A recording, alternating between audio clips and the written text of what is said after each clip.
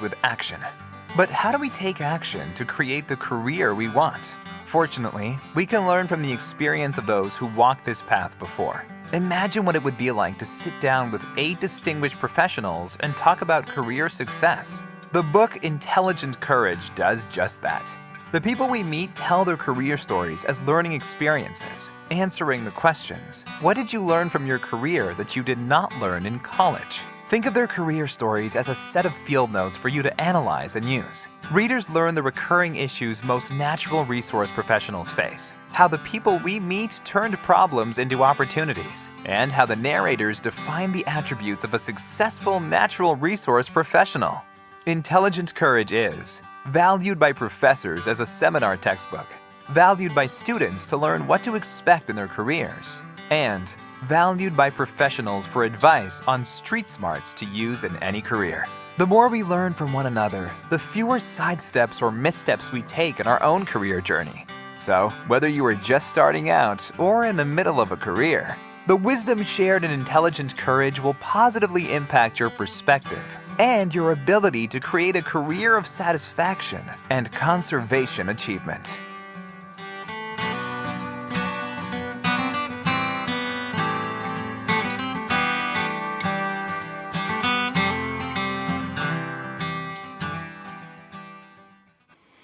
Welcome. My name is John Shen. I'll be your producer and your MC during today's program. You are here at the Intelligent Courage book release party by, of course, the one and only Michael Fraidenburg. So before we begin, we just have a few things that we'd like to do. We have an icebreaker for you. Go ahead and open your chat window and answer, who's your most courageous role model? And what's one thing that you admired about them? Again, who's your courageous role model? And what's one thing that you admired about them? In addition to that, if you want to support Michael's work, we have his book here, and he has it on special for 3 days. It will be 50% off for all of you who are attending here on virtual. So thank you again. We also have a live audience here in Zoom. Thank you for everyone who called in, including Nigeria. And we also have many people tuning in on multiple live streams on Facebook, LinkedIn, and YouTube. You can also follow along and hit the chats. We are watching all of them so we can communicate with you. In addition to that, there is a raffle. And if you're on the live stream, there will be a link for the raffle. You can win even if you're on the live stream, not here on Zoom. So anywhere you are, just click the link, put in your first name, last name, and email address, so that Michael knows where to send your prize. In addition to that, we have special performances coming up today. We will have a world-class bartender. We will have a world-class magician. And we also have a world-class instructor in dance. So get ready today to be surprised. People who are really passionate around the career, just like Michael wrote about. So today we also have a delicious mojito recipe, both alcoholic and non-alcoholic, for however you like to enjoy that. You can have those supplies ready and mix along with us. So with that, so excited. Let's see if you have a few chats here. Again, if anybody has some chats, we have Elizabeth Drake joining us. Thank you so much. Scott Boner said, T. Roosevelt and Lincoln, both are honest, forthright, and political experts. Thank you for those. Dave Cannon says, Greta Thunberg tells it like it is. Great one. Bruce said, David Hendricks, over 40 years with the USFWS, with the Forest and Wild Service, if I got it right, and overcame prejudice and other obstacles in life and career. Always had the biggest smile and warmest hug. Betty, especially too, with yesterday, she said the courage of MLK, right? Martin Luther King. Thank you so much for those chats. And now I'd like to introduce to you, he's the owner of the Cooperation Company. He's committed to helping you manage conflict and attain your mission. He's a certified fisheries professional and a certified mediator. He's got 30 years with the Washington Department of Fish and Wildlife. Please put your hands in the air for your host and author of the new book, Intelligent Courage, Michael Fraidenburg. Michael, over to you.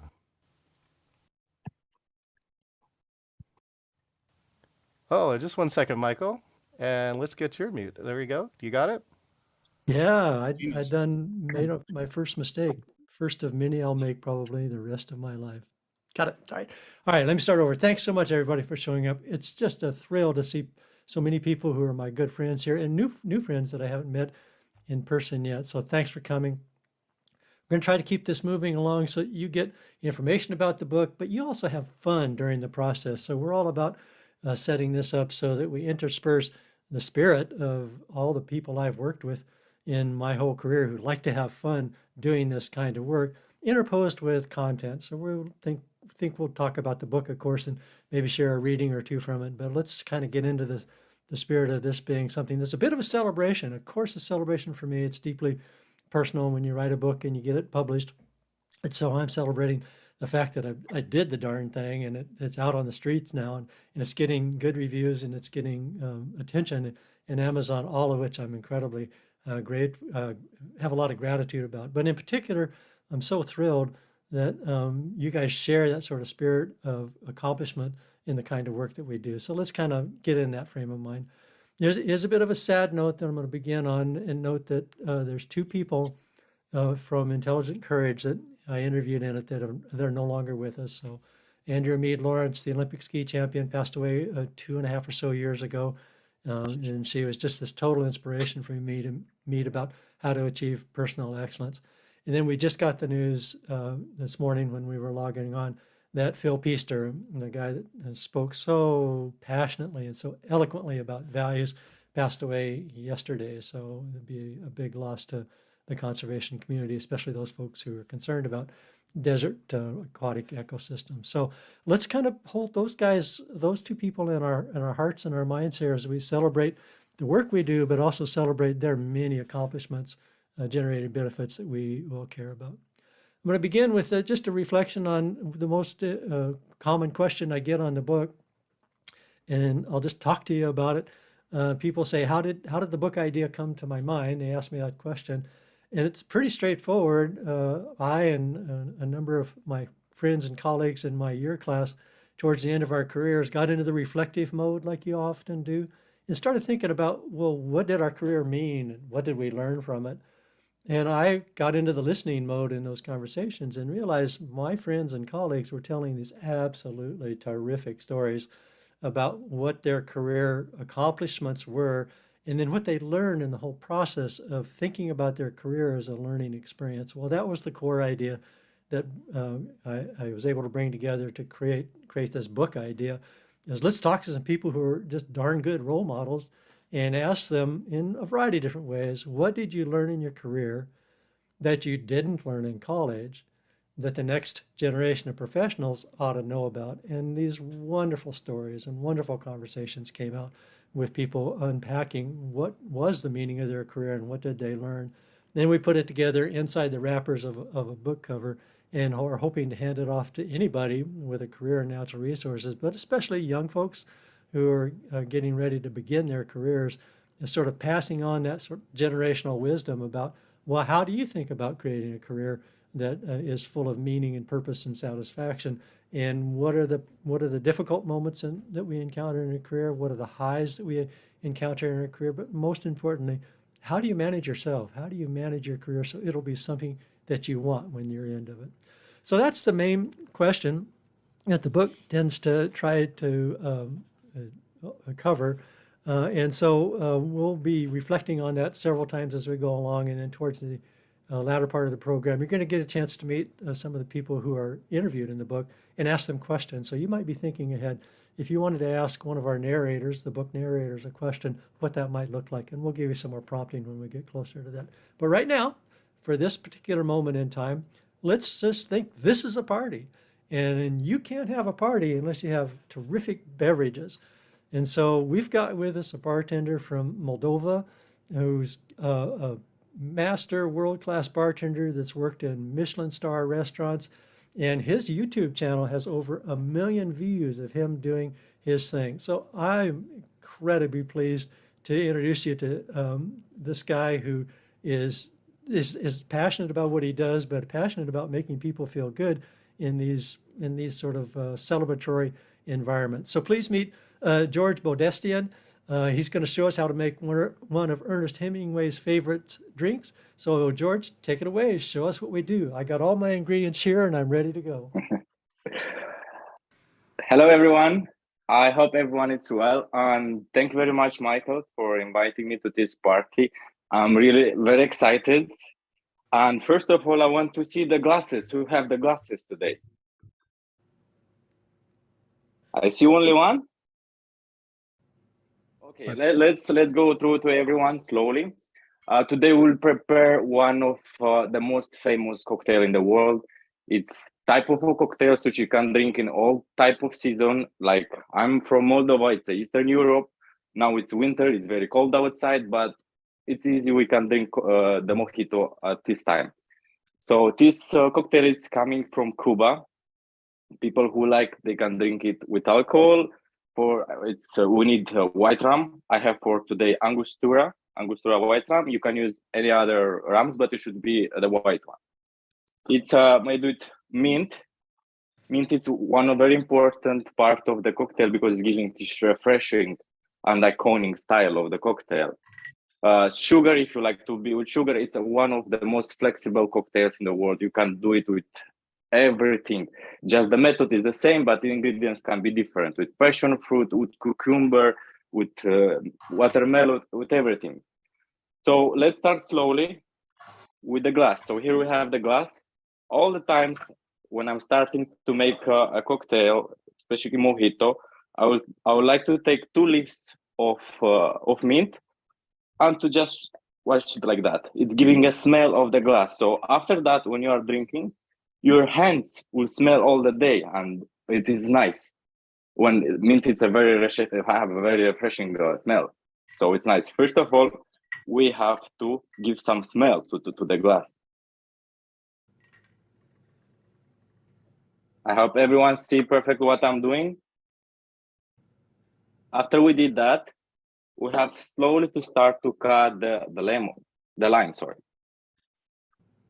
we're just making like a few of these.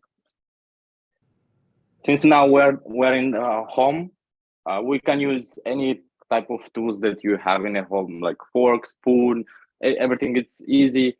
I use as well because I'm in my kitchen right now, and I use everything what I have in the kitchen to make this cocktail done.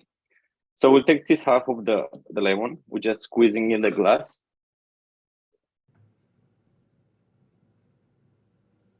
Very good. Here I have sugar. With the sugar can be done with white sugar or brown sugar. It can be made sugar syrup, which is just hot water with the sugar. So you're just mixing that. It's sugar syrup. So this, because I'm not eating anything with sugar, I will not use it. But if you want, you can put 1 spoon of sugar, and you can go through this one. So I will just go the next with the mint leaves.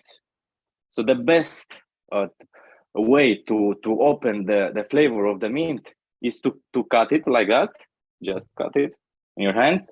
But for me, I prefer more to just slap it. So in this way, I can open the smell and the flavor of the mint. So in the cocktail, you will feel it like strong mint. It's like around 12 leaves. Michael, how is going with the cocktail? Going good. Got You are following my steps? Got my lime squeezed in. I'm ready. Okay, a few more. And now, my next step, all of the bartenders, they doing in different ways, how they like or how they see from somewhere. So my way, because I have a lot of experience in many countries like Europe or Middle East. I work for 5-star hotels, Michelins, for sheikhs, for different types. So I choose I made my own way of making this cocktail. After you have only the sugar, lime, and mint, you just have to smash it a bit, to muddle. Because I don't have a muddler at home. I think not all the people have a muddler at home, but who have, they can use it. For me, I have a nice ice cream spoon, so I'll just use this ice cream spoon. I just push it a bit to make it nice, juicy flavor inside. Nice. So my favorite part we're going with the alcohol, so with the rum. I'll just show. Mr. Mike, which type of rum do you have? I don't have rum. I decided to just do it with a little bit of brandy, so I'm departing a lot from your recipe. Brandy. Okay, it will work even with brandy, but mostly you have to focus on this one because the rum is giving this flavor of the sugar cane. Right. My rum it's a Caribbean rum from Trinidad, which is, I like the flavor. It has a bit of vanilla flavor. It's amazing. So you will need, in all the countries, it's a different of type of measurement. I don't know what the measurement in USA, but here in Europe, in all the countries, they have their own way. Like in my country, it's 50 ml or like 1.5 ounces. But I will use, like if you have a cocktail shaker at home, you just, this is a European shaker. You can take the button of the shaker. This meaning that it's 30 ml. So let's do it again. 30 ml of rum. You can go from 30 to 50 or 1 ounces.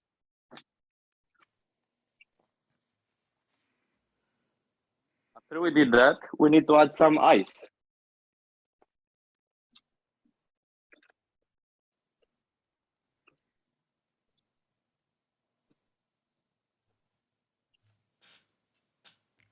You can use fresh ice if you have the crusher at home, but the cube ice it work very good as well. And the last ingredient, it will be soda water or sparkling water. For me today, I'll use the sparkling water.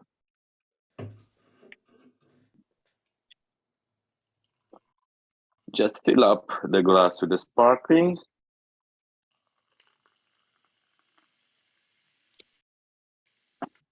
What type of sparkling water did you get over there? It looks like bubbly. This is a local brand, but it's a sparkling water, like a normal sparkling water. It's from Romanian mountains. It's one of the best here. Borsec. Like Borsec, yeah, it's Borsec. I think if you have in USA that Pellegrin, something like that, I'm not sure. But any kind of, or soda, like a soda can or sparkling water, it will work. And we just have to mix it with 1 spoon. We mix it very nicely. Okay. And now we have to garnish it. Just small piece of lime. And small sprig of mint. Let me choose one nice one. So here we have the mojito. Looks like that. If you have a spoon, the straw, you can use a straw or only like that. I want to say cheers to everyone, and I really believe in the successful of this book. And I will, as a young generation, I would like to take my time and to start to read this book because it will be something new for me, and I'm always open for new things, to learn something more, to know maybe one day, why not, I will take the same industry. Cheers and enjoy the drink. Cheers. Let's give George a round of applause. Thank you, George. Thank you very much. If you have any questions, please. If you have about the drink, I'm here to assist you.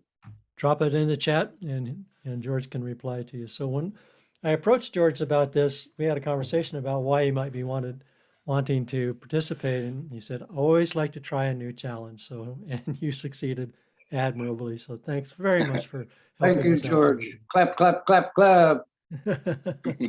Thank you very much for everyone and enjoy the rest part of this party. All right. Thank you, George. Thank you very much. Bye-bye. Well, bye now. So let's stay connected to the drink for a moment and give a toast. And I'd like to toast to, I guess, 3 things now, all in one go here. First is to honor the people that I mentioned at the beginning who've unfortunately died, and we want to be respectful in remembering who they were and the kinds of contributions they made and the impact that they certainly had on my life and the book. The second is a toast to all of you guys. And sure, it's a toast for you being here and supporting me, but more than anything, it's a deep appreciation for your commitment to the issues I care about. So thanks for working on whatever form of sustainability issue you work on. Thanks for doing that. Just really deeply appreciate you doing that. And then the third toast is to the next generation, because we're handing off a world to them that still needs the love and attention that you've tried to give it in your careers. So let's wish them well in their journey, their career journey, because we depend on them for good things to happen in the future. So toast to all of that at one time. Thanks, you guys. Cheers. Cheers. Cheers. Cheers, decidedly so. Well, let me give you another, just a little bit of tidbit of content here about who the people are in the book. If you haven't had a chance to read the book in full, really what we're talking about are 8 people that I scouted out, mostly people that I knew, not mostly, a few people I knew, and mostly people who were referred to me by other people. So I went around to my professional circuit and started asking people the same kind of question that John asked in the chat at the very beginning. Who's a role model and who do you admire? And can you tell me something about these people and why you admire them? And I started getting answers that coalesced on people saying, well, there's this person over here. And I'd get that recommendation 2, 3, sometimes 4 times. And so, well, that's a person worth talking about. So I gave him a call and we had a conversation about the book project and so forth. And eventually folks were kind enough to let me recruit them to the project. So it wasn't a lot of magic about how to recruit the people. The nature of the people that we ended up with in the book are appropriately diverse, I think, for the career interests that the book, for the audience that the book is written for. They're all inspiring people. They all did great things in their career, and they all amassed a lot of street smarts in their career that's worth sharing, and they all worked hard to make a difference. They worked with a sense of clarity about what their values were. So they had a lot of personal attributes like that I certainly admired, but they also had an ability to articulate and reflect first and then articulate what is it they learned from their career. And that's, again, the core question that we try to explore, I try to explore in the book. So there's inspiring folks, and they come from a diversity of working backgrounds, from national parks to the national forests to universities to county, state, and federal government agencies. They worked in a lot of different kinds of issues: desert fishes conservation, saving species from extinction, working on spotted owls. They worked on large institutional issues like how do you shift the culture of a whole management organization so that it gets out of its history and moves someplace new that can be productive and different and responsive to the world that is developing, not the world it used to be. And they also had a lot of personal attributes that were admirable, I think. So they had different approaches, but they all had a sense of activism, using the best definition of that word that we can put on it, is that they didn't want their careers just to be something that was a job for them. They wanted their careers to go someplace, to accomplish something that was important to them. The values of that sense of being active about their activism, to move the ball down the road in some way. They also were all committed to achieving personal excellence. There's just a wealth of different experiences they had of poking around and probing the system so that they not only tried to move it, but it moved them in the same way, where they developed their own personal abilities to be effective in those arenas. And so they did a lot of great things in their careers. So the nature of the people we interviewed is they're folks just like us, but they had strong attitudes about careers that should try to accomplish something.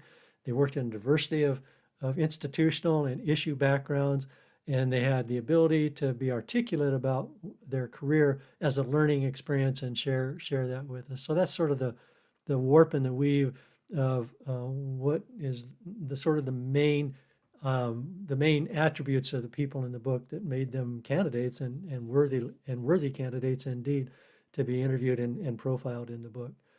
What I like about these folks is they also were able to work a certain kind of magic in their careers. And that was just inspiring to watch, because, as a person who has my own struggles about showing initiative and taking risks, all those kinds of things, it was just enjoyable to be around these people who overcame all of those hesitances we might all have to get out there and sort of lead on these issues. And in so doing, they were able to work some magical changes in their careers. And so I've been impressed by their ability to do that when people like me were maybe a bit more reserved about it. Well, because this is a party and we want to honor the fact that the people I interviewed in the book were able to work a certain kind of magic, it made perfect sense that we bring a magician in to do that for us. So I'm thrilled to have you meet one of the Pacific Northwest's most popular and busiest magicians. This guy has been performing magic professionally since 1998, and today he performs more than 250 shows a year, and they range all over the place, from parties to big events for corporations, including Fortune 500 companies like Microsoft and the Boeing Aircraft Corporation.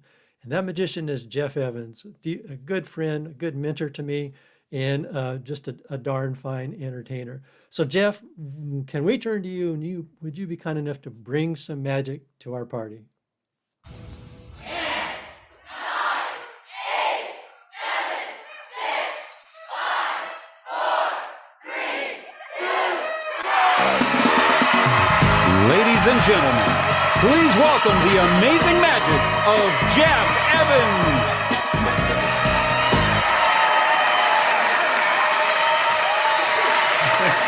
Good afternoon, good morning, wherever you guys are. Thank you so much, Michael. So as many of you may know, Michael is also an amateur magician. So we've been at magic conventions together. We've been to magic meetings. So it's a pleasure to be here doing some magic for all of you. And this is going to be interactive. So you may be participating from your own house, but I want you to copy me. Hold your hands out in front of you. Perfect. And then point your thumbs towards the ground.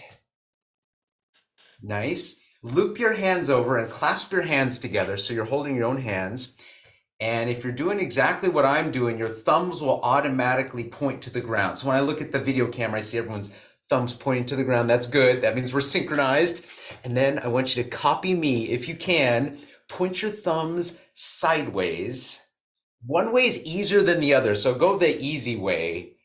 And if you're super flexible, you might be able to point your thumbs all the way to one side. If you can, that's cool. If you're really flexible, try this. See if you can point your thumbs maybe towards the ceiling. All right, who's with me? Who's with me?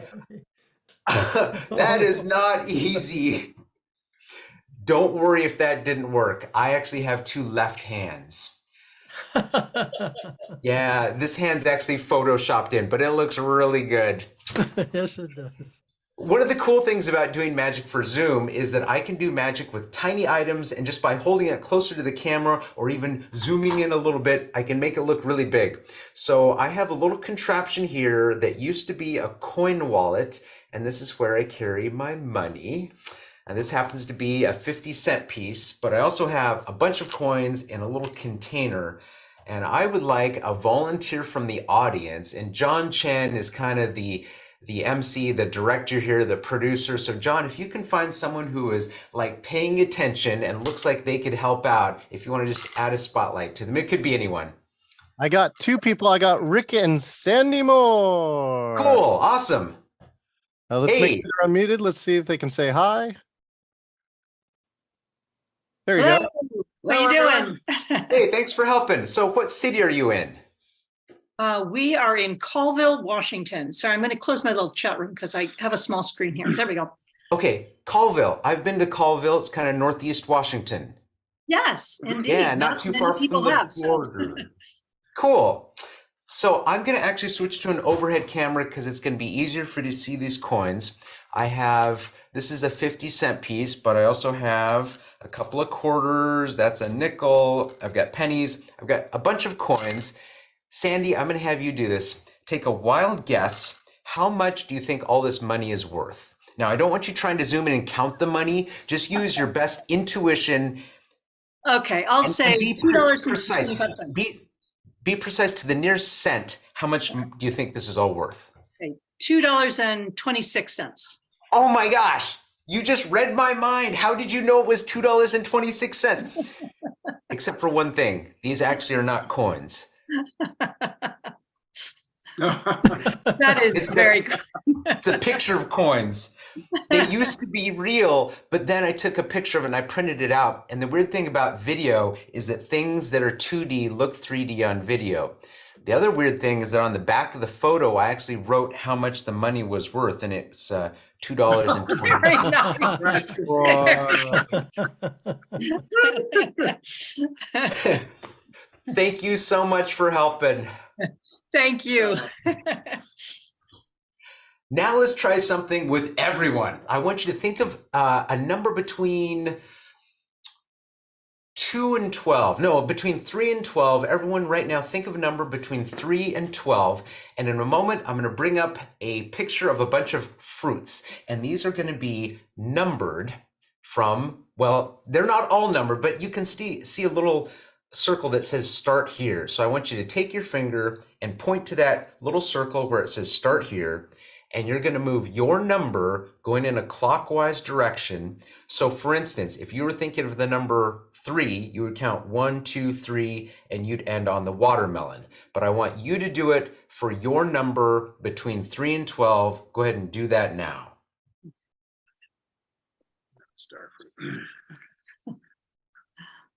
And I'll wait a moment because some of you may have chosen a large number. Perfect. Now at this point, all of you are pointing to a fruit.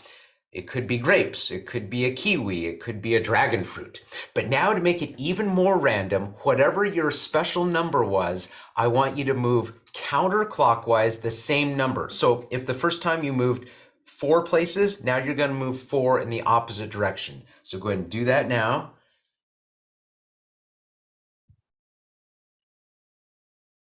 And then stop. And at this point, you're all focusing on a fruit that I couldn't have known, no one else could have known because you all chose different numbers. And yet, I believe you are all thinking of an orange. If you're thinking of an orange, give me a thumbs up.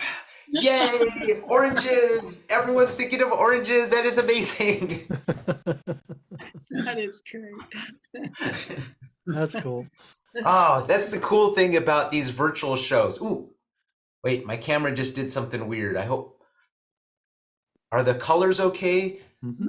Want to make sure. If you can see the red and the blue handkerchief okay, nod your head up and down. If you can see the, I mean, it is red and blue though, right? It's red and blue. I'm just making sure everyone's paying attention. Let's see. We should do some mind reading. I'm curious, does anyone here have a copy of Michael's book? If you do, kind of wave your hand.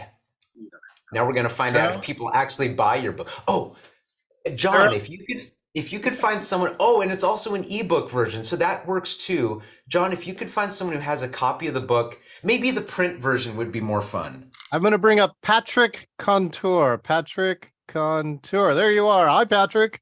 Awesome. Let's get you unmuted. I got you unmuted there. Hi, Patrick. How are you? I'm great. Patrick, thank you for helping. Can you hold up the copy of your book so I can see it? And how do you know Michael, Patrick? Well, my dad is Roger, and he's featured in the book. Got it. Gotcha. Can you flip to the very back page and tell me how many pages are in the book? Okay. Numbered pages, it looks like 203. 203. I want you to think of a page number between 1 and 203 and think of that page number. And John, can you chat me in the chat box what time I'm supposed to wrap up? I didn't look at the time when I started. Okay, so Patrick, you're thinking of a page number between 1 and 203, and look into my eyes, or look into your camera. Okay, I got it. Okay, this is just a quick guess. What page number are you thinking of? 59. 59. That is crazy. I actually wrote page number 59. What? Yeah, but it gets even weirder. Open your copy of the book to page 59. And while he's doing that, I want to call all of your attention to this envelope, which has been there before we even started the Zoom meeting. On page 59, I want you to find one word that pops out at you. Don't make it a word like and or the or of, but make it a word with at least 5 letters. What word are you thinking of? Powerful. Okay, that's crazy. And now it makes sense. It didn't make sense until now. Before I started the show, I made a prediction. I put it on a piece of paper. I wrote, you will select the word powerful. Oh, man. Thank you so much, Patrick. Everyone give him a hand.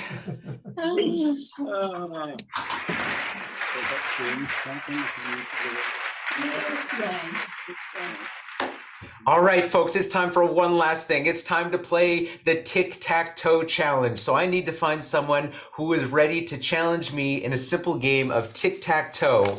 If you are courageous and intelligent, wave your hand and John is going to find you. I'm get my tic-tac-toe board set up right now. We're going to bring in family. We're going to bring in Sarah Buse. Hi, Sarah. Hey. I got you unmuted, Sarah. Hi. Hey, where are you zooming in from? Oh, you got dogs. Excuse me.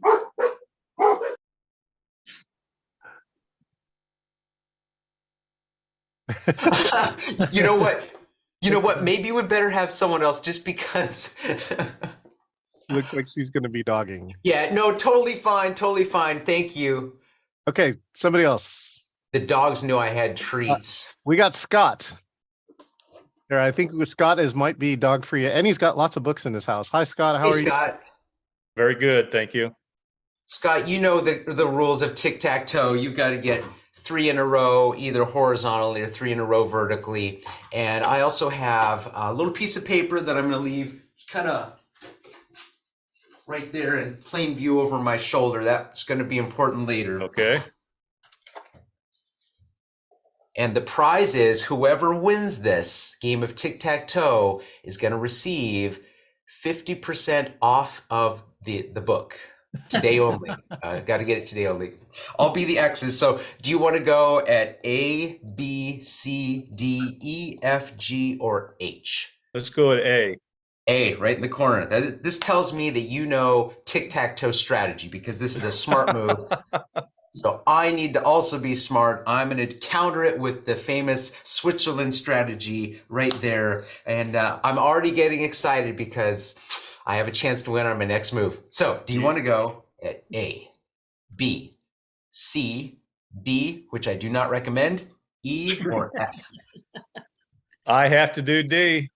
Okay, I made it too obvious. I'll make it less obvious this time. Oh, okay. This is going to be a little bit sneaky. All right, Scott, do you want to go at A or B or C? I'd rather pick D, actually. Oh, man, that wasn't even an option. Okay, I was hoping you could see that on the diagonal. Okay. Well, now there's not many options. Okay, is it going to be A or B? Oh, I think it's going to be A. What's it going to be? I think it's going to be A. Okay, of course, you're going to block me. I have to go there. No one won. It's a tie. Although, over my shoulder, I don't know if you can still see it, I did make a prediction. I didn't tell you what this prediction was, but it's the prediction of a tic-tac-toe game. Check it out.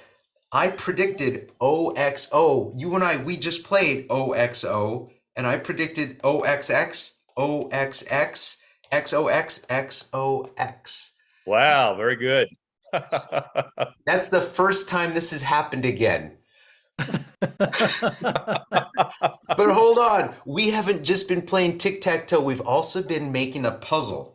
Because I said these were tic-tac-toe games, but I didn't show you the back of these games. Like on the back of the X, there's part of a picture. This is, well, that's part of a picture. That's part of a picture. Wait a minute. The only way this picture would have made sense is if you and I made every single decision the exact way that we did to give us intelligent courage. Look at that. That's very good. Very good. Impressive. Thank you so much, Scott. You were awesome. You Thank guys, you. that is the end of the magic show. Thank you, Michael. Thanks, everyone. Thank you, Jeff. It's always such a treat to be around you. Good show. Good show. And then, John, if you wouldn't mind dropping Jeff's link into the chat, if you guys want to connect with Jeff, we're going to send you some material so you can find him in the future if you would like to have a chat with him. Very good. So let me give you a reminder about we're going to give away prizes at the end. And if you haven't done it, please make sure you scoot on over to the sign-up page for that. And John, if you drop that link in as well, the opportunity to win. We're going to give away 3 signed copies of the book and then 3 $25 gift certificates. And it's good for anybody, whether you're streaming or not. And it's good for those of you who are my friends and colleagues and new friends who are offshore. So we can figure out a way to get you these prizes if you live in Nepal or South Africa or wherever. So don't be hesitant to sign up. So take advantage of that and we'll get going. So I'm going to come back to the notion of the main themes of the book and give you just a little bit more content about that, double checking my time here to make sure we're doing good. And we're doing quite good. We're going to create some time for a good Q&A. And so there's 5 big themes that I like to remind people are prevalent throughout the book and encourage people when they read it to sort of read it with those in mind. And the first theme from our narrators and they're unpacking their careers as learning experiences, that they used values as a guide for their career. So if you're looking at your career and whether it's aligned with what you want to do, our narrators in the book found their way forward in that path by thinking about what values are important to me and how can I achieve them. The second big theme in the book is that they were not passive in their careers. They found ways to take action. And so they just didn't sit back and sort of let their careers unroll. They were all about finding a way forward and doing what they could to lead that. Forgot to mention that for the first theme, values, Phil Peaster is just a dynamite role model for that. For the second theme of taking action, everybody did it, but 3 that come to mind from the book are Mike Dombeck, Gloria Flora, and Bern Shank. So those are good role models for how people found ways to take action despite all the pressures to not do that. The third theme was adaptive management. These folks didn't figure out what the best thing to do with their career from the get-go. They adaptively managed their career so that over time they sort of honed in on what it is they wanted to leave as a legacy for their career. The fourth attribute or the fourth theme is people had a sense of personal excellence that I touched upon before. They saw themselves as works in progress, and so they continually tried to refine their skills, including broadening their skills considerably beyond the material they learned in college. So the most frequent occurrence there was folks learning how to work with people. So they took their technical skills forward into their career, but to make those technical skills effective, they decided they needed to learn how to work with people, and they went and got the requisite skills for making that happen. And then the fifth theme is these folks had perseverance. As Roger Connor, who was a great example in the book of that, pointed out, careers are long endeavors, and if you don't get what you want the first time you try to create a positive change, you cycle back and you keep chipping away at trying to make that kind of progress over time, and hopefully that progress accumulates to the end of your career where you can feel satisfied you made what positive changes you could in those arenas. Going to read you a short passage from the book here. This kind of summarizes the meaning of all of that, and then we'll move on to the next thing. This book started by exploring the notion of mastery, career mastery. The narrator's stories affirm that achieving personal mastery is not an invitation-only event reserved for those with exceptional abilities. It's an inner journey where the important milestones are your own, not those imposed by others. This means that mastery of a natural resource career is available to anyone willing to begin the journey and stay on it. The journey begins with the more prosaic, such as acquiring new skills. It achieves significance when these skills of the mind are combined with ideals of the heart to choose a direction for the journey. It achieves the quality of art when the traveler gets good at taking action, committing ideals to the canvas. And nobody invents this journey alone. We all are heirs to the learning and wisdom of people who have asked the same questions before us. Why have I chosen this work? And what does it take to make a difference? So the narrative stories are all different, but they all had that sort of core bedrock ideal that they tried to achieve. We'll come back to a little bit more content on the book in a bit, but for me, it's an issue of feeling a little bit bound up and tired here in the meeting that we're having. And so I get the pleasure, absolute pleasure, of introducing our next presenter for you to meet. And she's the most energetic, passionate, smart, and determined physical trainer that I've come across. She's also the founder and creative director of Chair One Fitness, where she blends her love of teaching dance classes with a passion for helping others achieve their full potential. And in the process, she's running a nationally accredited fitness instructor training program. She's here to inspire us to see past the limitations of our chairs, think what we're doing right now, everybody, and stay healthy and energized in the many, many hours of Zoom meetings that we all participate in these days. So let me introduce to you Alexis Perkins. Alexis, how do we stay energized and healthy in these darn meetings? Yes, well, first, thank you so much, Michael, for having me here. I'm really excited and pumped to get everybody moving. Like he said, that I'm the founder and creative director of Chair One Fitness. So we like to meet people where they are, no matter their ability level. So he has Intelligent Courage, which is there to stimulate your mind and get you motivated for life.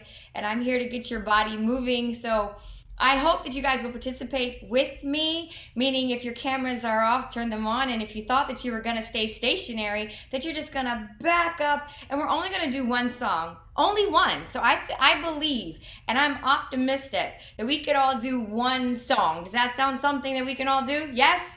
All right, so what I'm going to do is I'm going to back up my chair while you guys get a little bit of wiggle room too. A little bit of leg movement, a little bit of arm movement, just to get our bodies going because it makes us feel good. It even makes us think better. So I'm going to back up so we can get ready to get started. All righty, let me tilt my camera down and back it on up. Let me tilt this properly. There we go, I think that's about right. Boom, boom. Okay, everybody good? Let me come up. Everybody good? Yes? Okay, here we go. All right, this is a nice little fun song. Let me back up a little bit so you can make sure you have everything moving. Easy march to start. We just want to catch the beat at first. You gotta smile too, because that automatically uplifts your mood.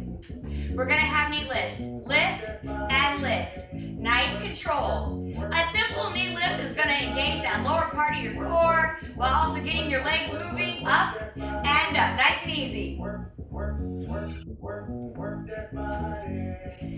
gonna have a step out and in. Good. Out and out. At a roll. So now we have our arms and our legs moving. Good. Take the arms up. Good. We're going to change to a tap forward. Tap and tap. Let those arms come down while we're moving. All right. We're going to have two taps, same side. 2 and 1. Open up. Open and open. Almost like a knock. Knock. Open up. Open and open. Change. Knock on the door. Good. Open it up. Knock. Open. From the top. Out in. Roll. Good. Nice and easy. Opening up those hips. Raise those arms. Up. Good. We're going to go back to those toe taps and tap. Let those arms drop down at the same time. We have those 2 knocks. 2 and 1. Open up. Open and open. So it's forward to the side. Open and open. Good. As the song says, work that body. 2 pushes. Push and push. Shimmy. Other side. Push and push. Shake it up. Good. Push and push. Shake it up. Nice. All right, time to get some real work done. We're going to push across. It's 2 and 2. Push center. 2 and 2. Change sides. 2 and center. Good. Push and push. Not hard work. We're going back to those 2 knocks. 2, open up. Open and open. And knock and knock. Open up. Good. Knock and knock. Open up. All right, we're going to take it from the top, legs out and in, and roll. Good. We're going to raise those arms up just a bit. Roll and roll. Very nice. I see some people at the top. Tap and tap. Good. We're going to have those 2 knocks. 2. Open up. Open and open. Good. Up and up. Open. Nice. We're going to have those 2 pushes to one side. Push and push. Shake it up. Good. We can shake it like the bartender did. Shake it up. Push. Push. Shake it up. Very good. All right. This thing naturally starts over. I'm going to scoot back up. But yes, I hope you had fun getting moving just a little bit. It's amazing how much your heart rate can increase while you're sitting down, which means it's an excellent program for anybody who has complications standing. So whether somebody's of age, if they have a torn ACL, arthritis, if they're suffering from obesity, we still give them a fun option, and we hope that you guys had fun today as well. Thank you. Thank you. What a treat. What a treat. So John dropped her link into the chat. So if you want to follow up and connect with Alexis in the future, there'll be a link in your chat that you can capture and do that as appropriate. Take care. Thanks a lot. Well, so now we're going to move into a really good opportunity for you to meet the people in the book. Now, I'm going to take a stab that I know who all the narrators are that are in the program here. And let me do a round of introductions. And if I've missed somebody, you guys stop me and make sure that I've covered everybody here. So from the people that are interviewed in the book, we're fortunate to have Mike Dombeck. I'll introduce everybody and then we'll get them talking. And if you don't know Mike, he's former chief of the Forest Service. And in his career, he did many terrific things, including considering how you take a whole institutional organization like the Forest Service and get it thinking about changing its mission or its internal culture to accomplish many good things. And he took on really tough issues in his career, things like roadless area management, how to inculcate ecosystem values and forest management. And then way back in the 1970s, when I first was aware of Mike, I remember hearing him talk about water management, particularly here in the West, and the impending problems that we're going to have with fresh water in the West. He's way ahead of the pack in thinking there's a problem coming, we ought to be doing something about it. And of course, we're realizing that now that it's coming to fruition, that we're going to have to deal with that. And he's had tons of awards for his work, including the highest in federal service of the presidential rank and distinguished executive award. And I'm happy to say that in March, I think it is, he's going to be recognized and inducted into the Wisconsin Conservation Hall of Fame. So Mike, we're glad you're here. Roger Conter is with us. He's a former Idaho ranch kid who lived next door to Yellowstone National Park and went into the park for recreation and decided, hey, this might be a pretty darn good career. And so he made a whole career out of being in the Park Service, where his jobs ranged from janitor to regional director, including regional director of the over 41 million acres of National Park Service lands in Alaska.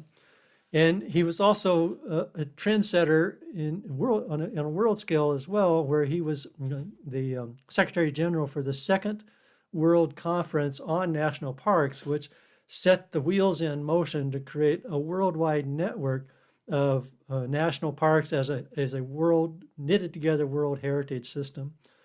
I most enjoyed talking to him about his experiences with North Cascades National Park in Western Washington, where he got off an airplane one day with a pad of paper, a pencil, and a rental car, and had to go create a whole brand new national park, and ended up creating one with a unique, non-traditional mission, which was one to emphasize wilderness experiences. And he's been recognized a lot in his career too, and including being inducted into the University of Idaho's Alumni Hall of Fame. Tom Peterson is with us. Tom is a guy, well, let me begin with a question here. What would you do if you were frustrated with the slowness of the nation to effectively tackle climate change? Well, Tom had that frustration, but he did something about it. And he ultimately founded the Center for Climate Strategies, which is all about getting states to write climate action management plans, because if the states set a trend doing good things for climate management, the probability of the federal government following along and adopting those innovations increases.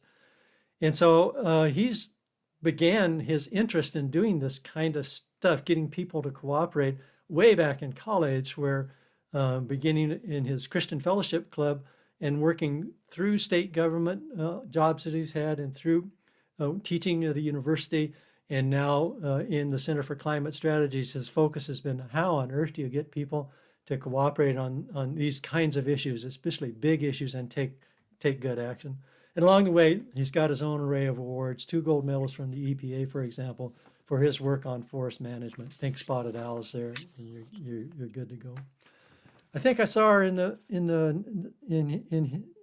won't look for it now, but I think I saw Gloria Flora join us in mid-process.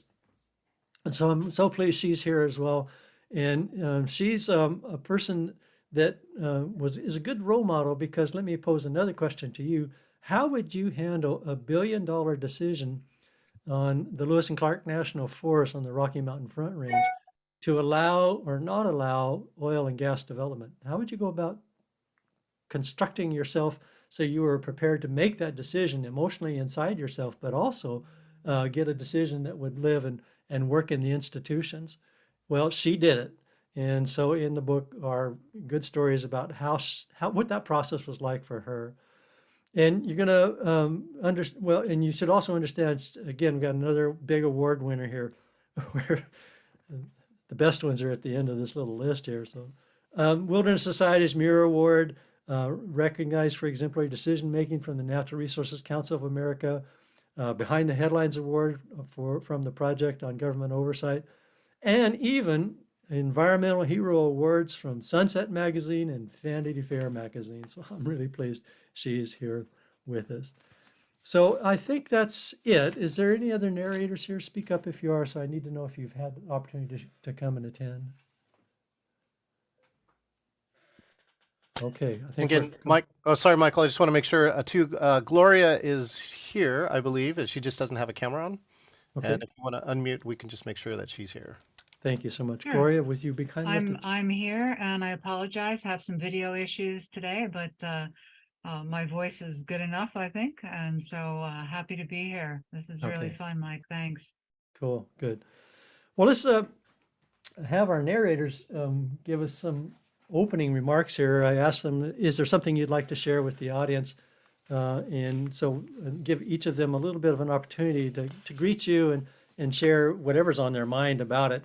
But then if we have as much time as we possible, we'll try to give you an opportunity to ask at least 1 or 2 questions, and we'll have a bit of a give and take a conversation.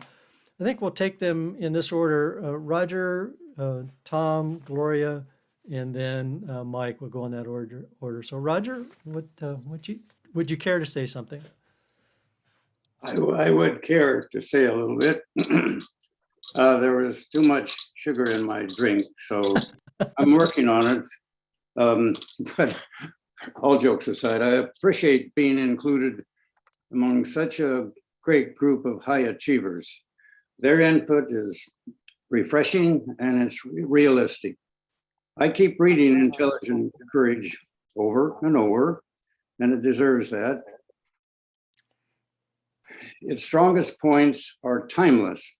I think they're just as valid in 1950 as they will be in 2050. And I wish I had seen it mid-career. I'm going to steal from Max Bazerman to say that it targets one of the world's greatest needs, and that is improving people's decision-making behaviors. Let me repeat that: improving the world's human decision-making achievements. No, excuse me, behaviors. I'm sorry. You're good. Behaviors. Yes, and that is a powerful, powerful part of it. Another powerful spot in the book, and it's the most shocking and almost worrisome, is Gloria, Flora. I'm glad you're here.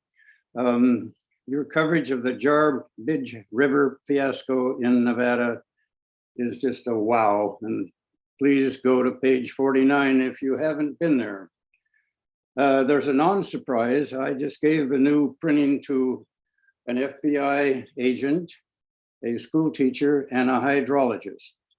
And their feedback leads me to believe that this book is not just for resource managers. This book is for almost everybody who works in a large organization or a complex organization anywhere in the world. Now, the last thing for me is a shout of sincere compliments to my old friend and co-philosopher, Mike Fraidenburg. He was so highly respected in the Washington Department, or Washington Fish and Wildlife Commission. That is kind of unbelievable. He's polite. He's astonishingly knowledgeable. He doesn't flaunt his knowledge unless he's asked a question, and then he's going to give it to you. He's our gentle persuader, and his closing chapter, called Lessons Learned, show exactly how. And that's what he does. My compliments again, and I said my piece. All right. Thank you, Roger. I appreciate that. It's very flattering, obviously. Tom Peterson, would you care to make a couple of remarks? Well, Mike, thanks so much for including me in the book and including me in this celebration. And it's really great to see and hear from everybody. And I'm sure this is just the tip of the iceberg in relation to all of the people who are so devoted to this cause for conservation and have really walked the walk in terms of, making the decisions and the sacrifices and the commitments to actually make things happen. And of course, it's so much different to actually do things and see them to conclusion than it is to complain about them or talk about them. So my hat's off to everybody who's really rolled up their sleeves and been committed to making things happen. I guess there are maybe 2 or 3 things real quickly here. One is, it's been a little while since the book was written and since I did my interview, and as I think we're all kind of aware, the world has sort of changed a bit. But as Roger indicated, some things don't change. When I look back now on the work that I've done in the field of environment and natural resources, I guess one of the big things that stands out is the importance of working with people and helping people reach agreements and helping them work together so that we can move forward as a society, as a locality, as an organization. Whatever we do, we really do it better when we do it together. And there's a lot that goes into helping people work together effectively to do that. And 2 of the biggest challenges that I've run into along the way that get to leadership is, one is a lack of literacy. As well educated as we are in the United States and even in very wealthy metropolitan areas. I live in the city of Fairfax in Fairfax, Virginia, one of the wealthiest and most well-educated jurisdictions probably on earth. We have a lot of blind spots about the natural environment and our relationship with it and what that really means. I think that's changing now. My daughter, when she went through K through 12, received education It just wasn't available at all to any of us at that level. And even in college, people didn't receive it. But still, we have people, white collar professionals, et cetera, who just have pretty big gaps, pretty big blind spots. And it makes it very difficult for them to comprehend what's really going on and what's at stake. And that's a real big problem. I think we have to be patient with it, but I think we have to be persistent. And, in my own life, I've come to the conclusion that education is unbelievably important. And without it and an improvement in all this area, it's going to be really difficult for us to progress. The other big issue is willpower. When it's clear you really do have a problem, something that needs to be addressed, then, we kind of separate the wheat from the chaff in a big hurry here. There are those who step up to the plate and say, I don't know the answer. But I believe that we can find one by working together, working hard, being committed. And then there are those that look the other way and engage in denial and that whole routine. That's kind of gotten popularized, I think, in the last couple of years in particular, and I find that really disturbing. But this is where you can tell pretty quickly whether a person is truly acting as a leader when they're willing to step up to the plate instead of looking the other way. And I've seen plenty of both of that, and I certainly encourage everybody to step up to the plate when the time comes, no matter how difficult it might seem. There really is a way forward. For young people, and I teach now, I've been teaching at the university level since, I guess, 2003. And so I work with a lot of younger people who are at their earlier and mid-career stages, and they are, I think, right at that stage where they're looking into whether or not to pursue a career in environment, natural resources, or something related to that. And I have maybe a couple thoughts that come out of my own experience for people who are thinking about careers or career changes. The first is to be honest and realistic. It's tough to plan on having just one career in your life, particularly when you're a young person. As much as I love and as much as we love jobs in the environment and natural resource conservation area, they may not last, they may not fit, they may not be right. You may need to be doing other things with your lives. And for any young person today, as I do with my daughter, I would advise them to be able to work in more than one career. The second thing is find ways for your interest to cross in a way that lets you, be more diverse in what you do. And the big thing that I think people need to learn from the very beginning is how to work with each other, how to work with people, how to be human-centered, how to understand the human equation. If we don't really understand that, we're not going to deal with the natural resources equation.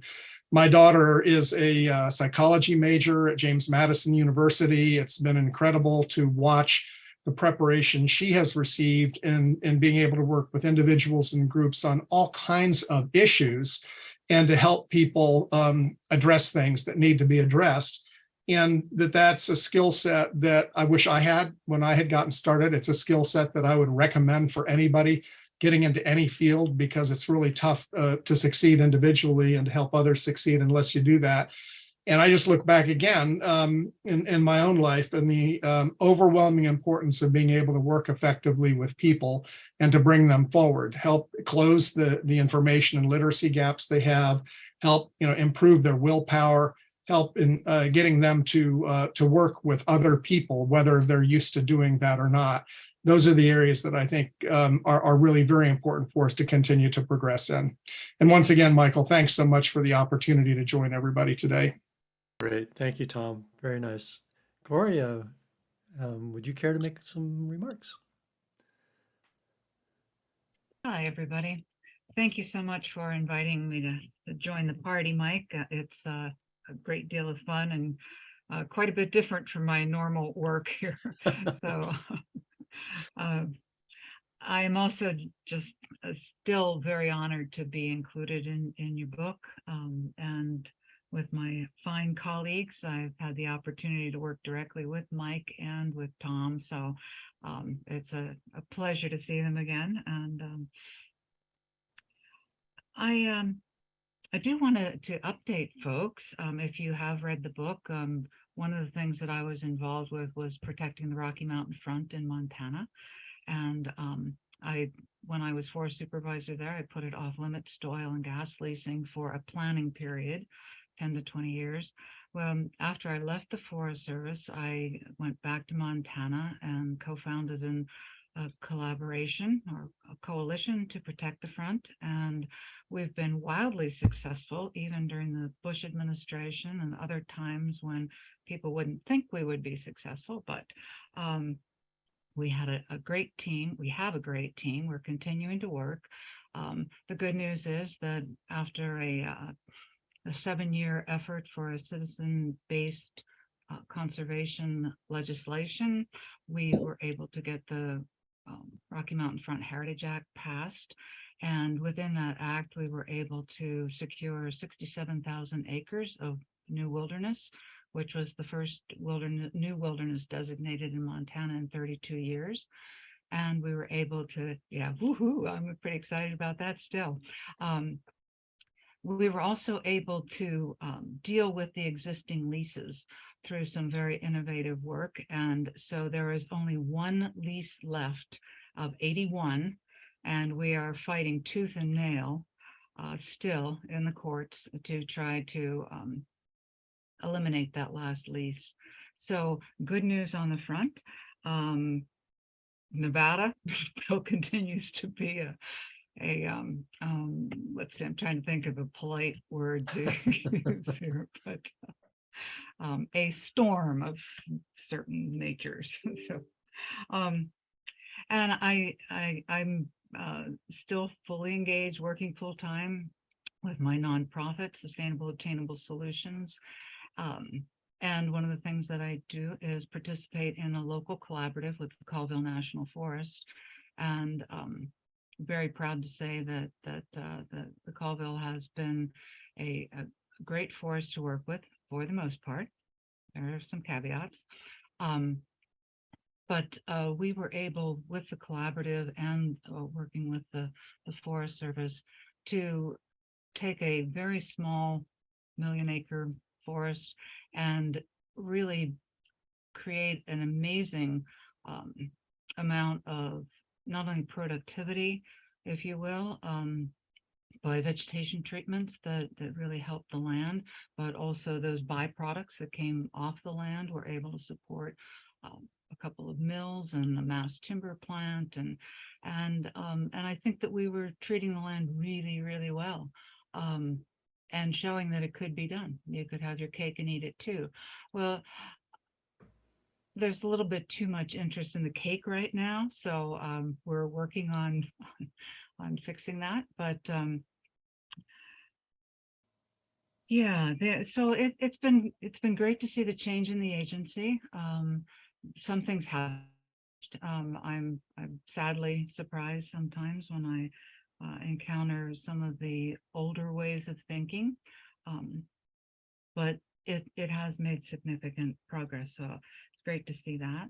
I just wanted to also say, give a shout out and a thank you to my mentor, Tom Kovalicki, who was certainly a person who could have been included in this book for his innovation and bold thinking. And he's really the one that taught me to be, I wouldn't say disrespectful, but I would say strong in sticking to the ethics and principles that guide my life and that are the tenets of sustainability. Great. Also like to thank Tom Peterson. Tom and I worked together. He hired me to work with the Center for Climate Strategies for a while, and that has been a real highlight in my career. And I think I'd just like to close with saying that the very things that I told my first employees that were important to me, and that was that if they performed with honesty, integrity, and ethical behavior, nothing they did was going to be wrong.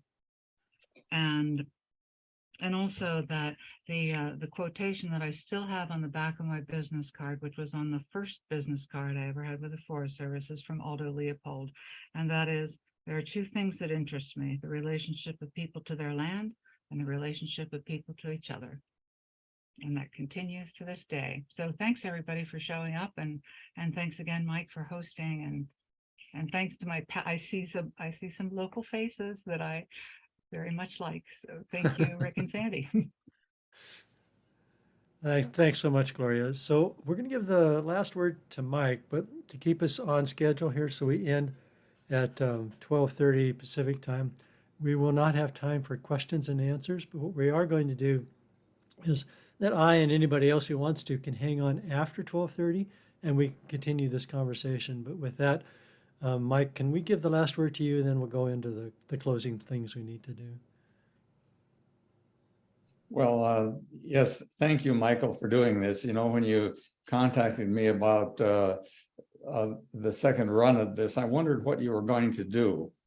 And part of the reason I participate is I wanted to learn more about the virtual meeting process and the marketing process. And I am so impressed with how this is working. And it's just wonderful to hear Gloria's voice, who we haven't talked for a long time. And Gloria, I'm at my daughter's house. You may remember being on horseback with Mary, probably 25 years ago. And I hope we can reconnect soon. And I'm so glad you mentioned the name Tom Kovalecki, who was one of my mentors. And I remember him declaring the Nez Perce the Fish National Forest. And of course, my fisheries, and that was a surprise. Tom, like you, was way ahead of his time. And I also want to again acknowledge Phil Peaster, who left us yesterday, because I see Cindy Williams online, and her husband Jack, I assume, is there as well, another colleague and close friend of Phil Peaster's, who just has done so much.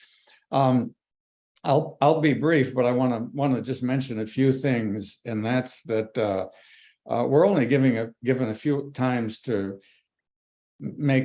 have opportunities to make a difference, and I consider myself one of the luckiest people in the world to be in a position where the stars lined up, not just one time in my career, but I would say 3 times in my career. And you know, when you're in a big organization, whether it be I think a private sector organization, an organization like the Park Service, Forest Service, Bureau of Land Management, to have that opportunity where your personal goals line up with the opportunities is really, really pretty amazing. And the one thing we see in organizational behavior, which I focused on a lot, was that there's the mission of the organization. And that's why we go to work for the organization, because we believe in the mission. And I think we have to be careful the longer we stay in an organization, that we continue to focus on that mission, because there's also the culture of the organization, and the culture of the organization is built on the past, which is also very, very important. But it is also a hindrance, because the loyalties of employees gradually shifts to the culture, and they think less about the mission. So we become protective of the past, and we really don't look ahead nearly as much as we should, because large organizations become entrenched. And they become, you know, I think of the Department of Defense, and I think, my gosh, how does an organization like that change with the amazing history and the focus on leadership and command and control? And you know, you're questioning the status quo. How can you possibly do that? And I only mention that to encourage people to continue to focus on the culture is important, but it's really the mission. And if that mission lines up with your personal values, I say go for it at every possible opportunity. And as Mike points out in the book, and some of the narrators have mentioned, we really don't know what the outcome is going to be. One of my favorite sayings is, life is mostly attitude and timing. And you know, in my case, I consider myself the luckiest person in the world, but you know, I encourage, you know, risk taking, do stuff. If it feels right, find like-minded people, build a support base, work in a positive way, and be nice to your opponents, because you will learn more from your opponents than you will your friends, because especially in the policy making arena, your opponents point out the weaknesses, in your science. They point out the weaknesses in your debate.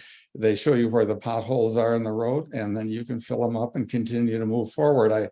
It reminds me of Red Skelton's statement. Some of you might be old enough like me to remember Red Skelton, and he said, "I don't hate my enemies.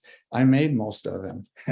So at any rate, we have tremendous opportunities. We've made tremendous strides. Gloria, I think of our careers in the Forest Service and how much management of national forests has improved with focusing on new perspectives, ecosystem management, watershed management, the focus on water, but we have so much more to do. And protecting old growth.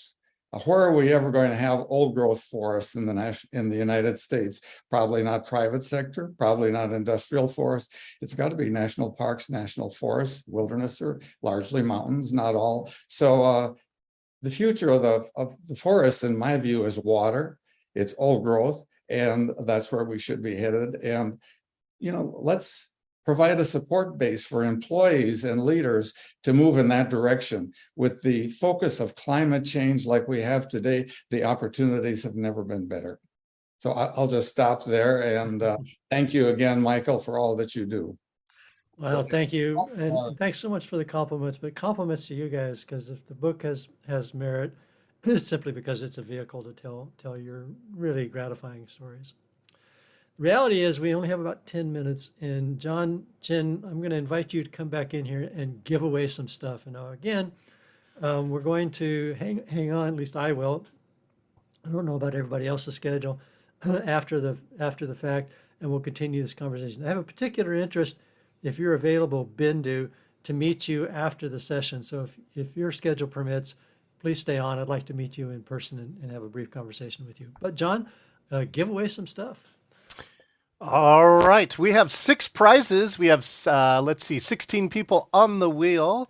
We're going to start off first with a gift certificate. Michael, how much is this gift certificate? Each gift certificate is $25, and it can be almost for sure sent to anybody in the world. Again, you do not need to be present to win, correct, Michael? Correct. Here we go. First winner is...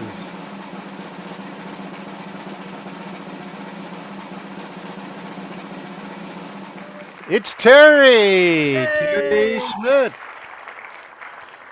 Congratulations, Terry. I can drive that one down the road here, so. Okay, we're going to move. So you can't win twice, Terry. Can't win twice. Next winner is going to get one of Michael's amazing books. Here we go.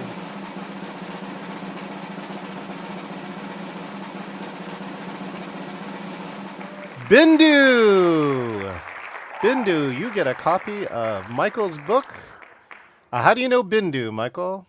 We connected on LinkedIn, so I just need to meet her in person. Excellent. Oh, and Bindu, you might be here twice. Let's find out. Okay, great. Let's see. Next winner is going to be, again, a gift certificate going back and forth. Who wants cash? Oh, Bindu's online too, by the way. We've got Betty. Betty, I think I see you here. Feel free to unmute, Betty. Bindu's also here. Bindu, do you want to try and unmute and just say hello? Yay! Thank you.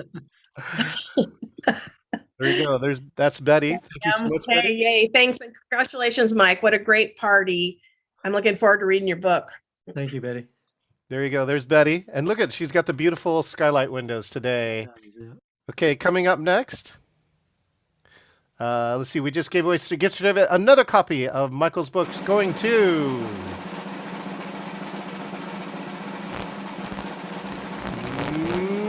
Chris. Nancy, you were so close. Chris Loggers. Chris was here earlier. Thank you so much, Chris. Let me make sure. I'm also, I think it looks like you are writing down too, Michael, right? I am, yes. Chris Loggers. Okay, great. Our next one, final gift certificate, Gyno's gift certificate. No whammies, all money if we're talking about Red Skeleton here. And now, Nancy. Checking for Nancy. I believe Nancy again was here a little bit earlier. Okay, great. So Nancy Sullivan, last gift certificate winner, Nancy Sullivan. And here comes the book.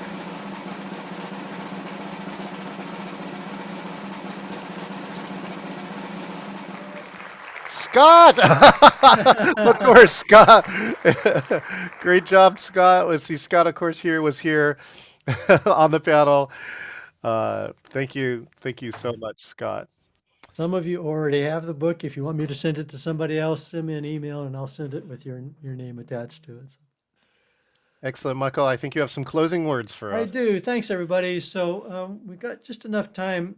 I'm doing a lot of training these days, and I virtually end every training workshop with a quote from Gloria, actually, that I'm going to share with you. And I end the training workshop with water managers, air managers, fish and gamers, those kinds of folks, getting them to think outside the skills I've taught them and outside their technical skills and think about why on earth the work they're doing is important. And so this quote is for me, is very impactful for me. And so I think I'll share it with you as my way out the door. Share this quote, then we'll give the last word to John to do the technical sign off. So this is me speaking through Gloria's words about why I so deeply appreciate the work you guys are willing to do on these issues that are so important to me. I like to think back on forest service people I've known who asked some important questions like, what am I contributing? What is my legacy? Is my being here on earth doing anything? They can answer these questions. It's not the same if you're in a business just to make a buck. My forest service colleagues and friends are doing something really important. The idea of being able to work with large landscapes and to affect change to help communities and help people enjoy and appreciate the natural world. My God, what a calling. What service. So I absolutely love public land management agencies. And I love the Forest Service. They have the capability and the power to do good things. You just don't get that any other place. There's something about the legacy value of our work that sets it apart. It's fulfilling a promise, a desire I have to be a good ancestor. Someone once said, in the spiral of time, when the eyes of the future gaze back into ours, pray, we see no tears because we failed to act. That's why the work we do is important. Let the Spirit inspire action. This work is my way of taking action. So thanks ever so much for all the work you do. It's deeply appreciated, and I want you to know that I notice it when you're doing it. John, can I give the last word to you? Excellent. I'm going to remove the spotlights here. Let's bring us back to gallery. I think you should be able to see everybody. I'd like to invite everyone at this time to do the thing we almost never do in Zoom meetings. Feel free to unmute. Yeah, everyone go ahead, unmute. I don't care if you have dogs. It's totally okay. And we just want to say congratulations, Michael, on the count of 3. Okay, here we go. Great, lots of unmutes. Ready? 1, 2, 3. Congratulations. Congratulations.